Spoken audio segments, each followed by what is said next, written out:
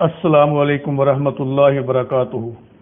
ایک survey report کے مطابق پاکستان میں 3 کروڑ سے زائد لڑکیاں مناسب رشتے نہ ملنے کی وجہ سے بوڑھی ہو رہی ہیں اور والدین کی اس پریشانی سے نیندیں حرام ہو گئی ہیں۔ ذات پات کی قید اور زیر تعلیم جیسے بہانوں کی وجہ سے بھی دیر ہو رہی، حالانکہ اسلام میں ایسا نہیں ہے۔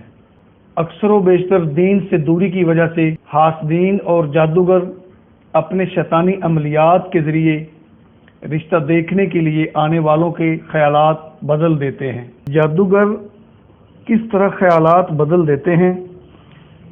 میں اسی موضوع پر ایک عالم دین کی ویڈیو دیکھ رہا تھا جس میں وہ بتا رہے تھے کہ انہیں ایک فیملی نے بتایا کہ ہماری بیٹی کا اس وجہ سے انکار ہوا ہے کہ رشتہ دیکھنے والوں نے واپس جا کر ہمیں پیغام بھیجا کہ آپ کے کھانے میں بڑی عجیب سی گندی بدبو آ رہی تھی، جس وجہ سے ہم یہ رشتہ نہیں کر سکتے۔ اور ایک دوسرا واقعہ بھی سماعت فرمائیں۔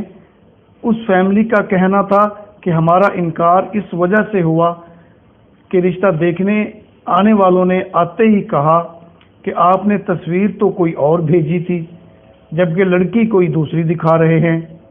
مطلب کہ اس انداز میں شیطانی عملیات کرنے والے جادوگر خیالات بدل دیتے ہیں، لہذا اس طرح لڑکی یا لڑکے کی شادی میں رکاوٹ آ جاتی ہے۔ لہذا ایسی صورت میں نماز، صبح اور شام کے اذکار کی پابندی کرنی چاہیے اور یہ وظیفہ بھی پابندی سے کرے، اللہ کے فضل و کرم سے شادی ہو جائے گی انشاءاللہ۔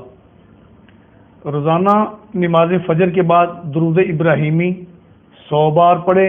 سورۃ نمل آیت نمبر 62، اَمَّن یُجِیبُ الْمُضْطَرَّ اِذَا دَعَاهُ وَیَکْشِفُ السُّوءَ، یہ بھی 100 بار پڑھے۔ اور حسبی اللہ لا الہ الا هو علیہ توکلت وہو رب العرش العظیم، اسے 21 مرتبہ پڑھے۔ یہ عمل صبح اور شام پابندی سے چند ہفتے کرنے سے اللہ تعالی ہر قسم کی رکاوٹ دور کر دے گا انشاءاللہ۔ یہ وظیفہ زیادہ سے زیادہ شیئر کریں تاکہ دوسروں کا بھی فائدہ ہو سکے۔ السلام علیکم۔